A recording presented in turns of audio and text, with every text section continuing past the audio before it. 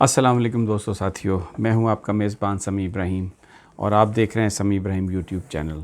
आज 26 जनवरी इतवार का दिन सन है 2020। चाइना से जो ख़बरें आ रही हैं उस पर आज आप बात करेंगे। कोरोना वायरस जो चाइना में पैदा हुई, इसकी हकीकत क्या है, कब ये पैदा हुई। पिछली वीडियोज़ में भी मैंने आपको बताया इसके हवाले से, लेकिन आज मैं तफसील आपको बताऊंगा कि कितने पाकिस्तानी वहाँ पर हैं, क्या पाकिस्तान में ये बीमारी आ सकती है, दुनिया को इसने कैसे अफेक्ट किया है। और अब एक नई जो चीज़ आ रही है कि कहीं ऐसा तो नहीं कि ये किसी ने जानबूझकर वायरस पैदा की हो और जानबूझकर ये चाइना में छोड़ दिया गया हो, क्योंकि आज मैं आपको फैक्ट्स एंड फिगर से बताऊंगा कि इसने चाइनीज़ इकॉनमी को मुकम्मल तौर पे पैरालाइज़ कर दिया है। और वहाँ पर इस वक्त क्या सूरत हाल है, लोग क्या कर रहे हैं, चाइनीज़ हुकूमत क्या इसको करने की कोशिश कर रही है, चाइना की इकॉनमी पर इसका क्या इम्पेक्ट हुआ है, पाकिस्तान पर इसका क्या इम्पेक्ट आ सकता है। और थोड़ा सा आपको मैं बताऊंगा कि माजी में भी इस तरह के अटैक किए हैं मुख्तलिफ़ ममालिक ने। ख़ास तौर पर अमेरिका का तो बाकायदा एक बायोलॉजिकल वेपन प्रोग्राम था जो बज़ाहिर उसको ख़त्म कर दिया गया था, लेकिन बहुत सारे उन्होंने जो केमिकल एजेंट, बायोलॉजिकल एजेंट बनाए और अपने दुश्मनों पर छोड़े उन्होंने।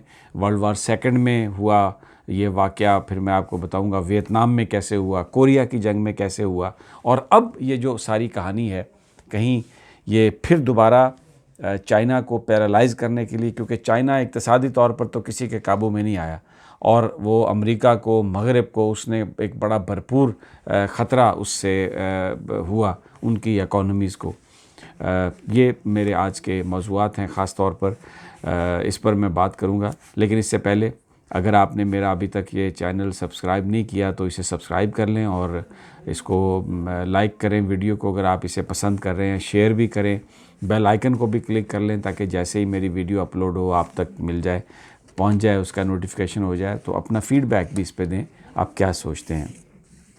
अब सबसे पहले ये जो कोरोना वायरस जिसको कहा जाता है, मैं अपनी पिछली वीडियोस में बता चुका हूँ कि ये चमगादड़ का सूप पीने से और ज़िंदा चूहे खाने से हुई है, बज़ाहिर अभी तक जो सामने आया। और मैंने बताया था पिछली वीडियोस में कि अल्लाह तबारक व तआला की ज़ात ने जिन हराम चीज़ों को खाने से मना किया है उसके पीछे कोई बहुत बड़ा कोई उसके पीछे फ़ायदा बनी नौ इंसान के लिए था, तो तभी अल्लाह तबारक व तआला ने मना किया। लेकिन बहरहाल बहुत सारी कौमें ये काम करती हैं और गाए बगाए हमें मुख्तलिफ़ आफ़ात की सूरत में फिर उसका ख़मियाज़ा भी भुगतना पड़ता है। सबसे पहले दो चीज़ें आज मैं बात करूँगा। एक तो ये कि क्या ये कोई ऐसा तो नहीं है कि जानबूझकर किसी दुश्मन ने ये वायरस बनाई और इसको चाइना में छोड़ दिया और अब बुनियादी तौर पर चाइना जो है वो बायोलॉजिकल अटैक की जद में आ गया।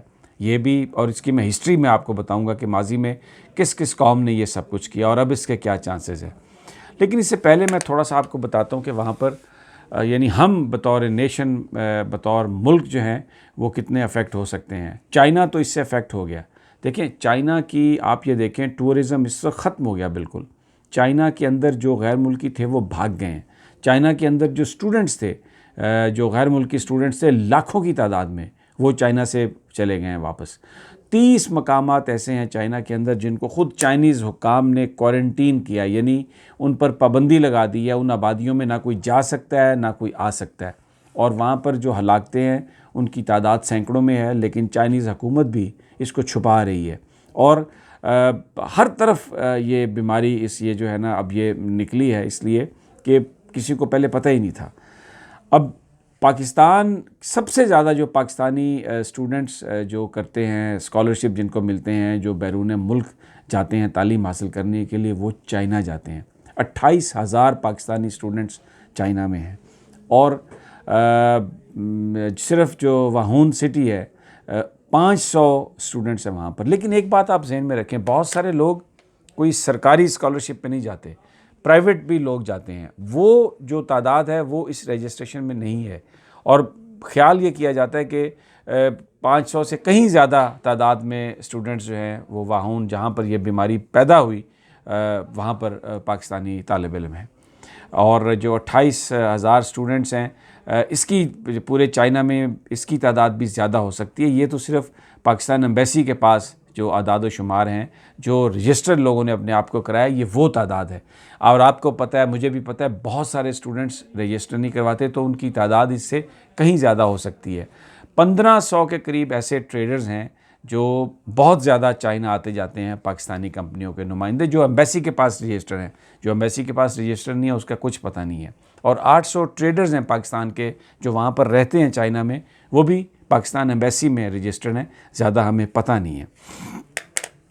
अब पाकिस्तान में अभी तक 2-3 केसेस जो चाइना से जो लोग आए, एक साहब तो मिस्टर फेंग उनका नाम बताया जा रहा है, और वो कराची से मुल्तान आए, मुल्तान सक्खरवे प्रोजेक्ट को देखने के लिए। वाहून सिटी से वो यहाँ पर आए थे और PK 332 में थे। फिर उन्हें निश्तर हॉस्पिटल रखा गया, लेकिन वहाँ पर उनकी तबीयत जो है बेहतर होना शुरू हो गई है। उनका बुखार टूटना शुरू हो गया, जिससे ये कंफर्म हो गया कि उनको कोरोना वायरस नहीं थी। एक और रहमतुल्लाह साहब जो जाते आते हैं चाइना बहुत ज़्यादा, वाहून से अभी होकर आए हैं, उनको भी निश्तर हॉस्पिटल में दाखिल किया गया, लेकिन उनका भी जो बुखार है वो टूट रहा है। तो अभी वो भी इसके उनके बारे में भी ये है कि शायद उन्हें कोरोना वायरस नहीं है।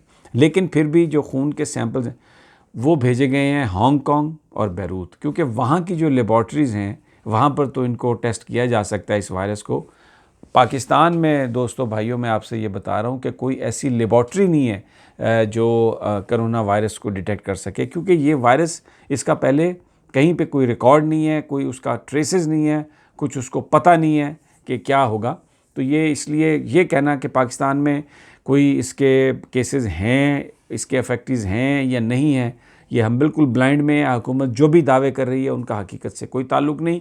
वो दावे सच्चे भी हो सकते हैं कि पाकिस्तान में कोई मरीज़ ना हो, लेकिन अगर कोई मरीज़ है तो पाकिस्तान की अथॉरिटीज़ को कुछ पता नहीं, क्योंकि हम तो टेस्ट ही नहीं कर सकते।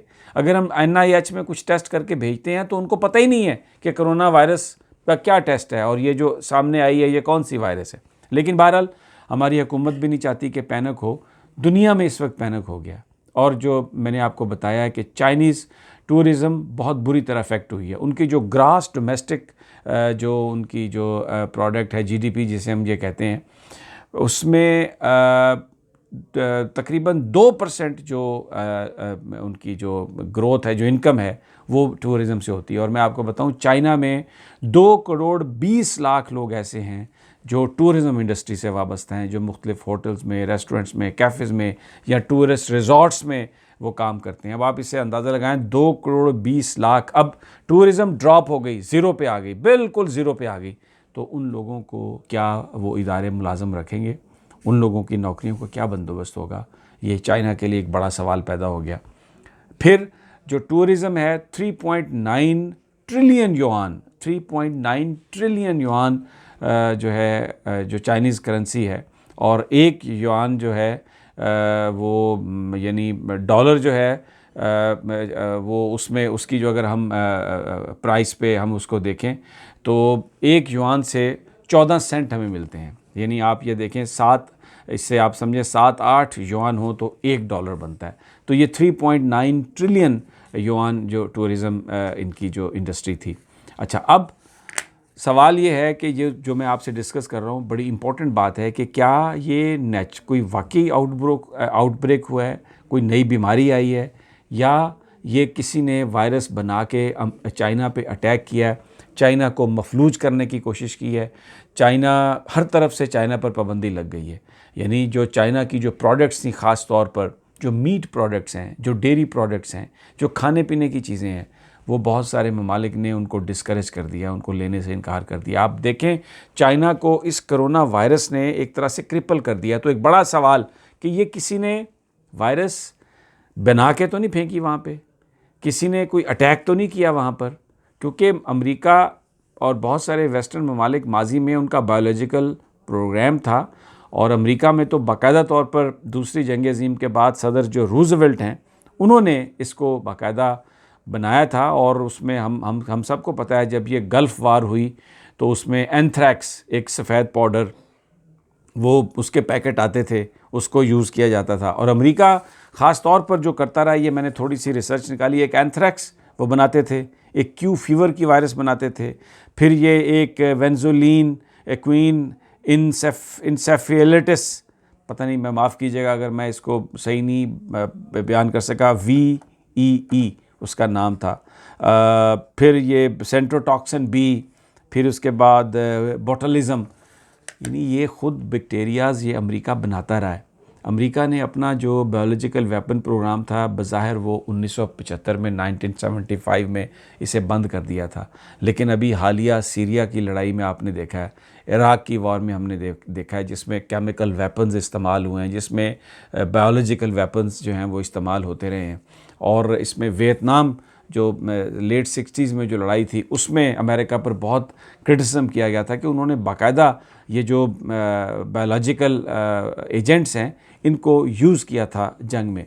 अच्छा, फिर हमने एक और चीज़ देखी, जिस वक्त 9/11 के बाद अब अमेरिका ने अपनी सरज़मीन में जो टॉर्चर था कैदियों के साथ उसको करार दिया था कि वो गलत है, वो गैर कानूनी है। तो इन्होंने क्या किया, टॉर्चर के लिए इन्होंने यूरोप की जेलें इस्तेमाल की, टॉर्चर के लिए कैदियों को अमेरिका की सरज़मीन पर लाने की बजाय मुख्तलिफ़ जो बहरी जहाज़ थे, शिप्स थे, उसमें रखा गया। फिर वो जो एक वाटर बोर्डिंग की जो वो करते थे, यानी मुंह पे बोरी डालकर पानी फेंकते थे, उसको करने के लिए इन्होंने मुख्तलिफ़ दूसरी जगहों का इस्तेमाल किया जहाँ पर अमेरिका का कानून नहीं था। कैदियों को रखने के लिए गुआंतानामो बे में इन्होंने वो जगह ली, क्यूबा का बेस इस्तेमाल किया, क्योंकि वहाँ पर जो अमेरिकन लॉ था वो इम्प्लीमेंट नहीं होता था और वो हर चीज़ कर सकते थी अमेरिकन्स जो अमेरिका की सरज़मीन में उन्हें इजाज़त नहीं है।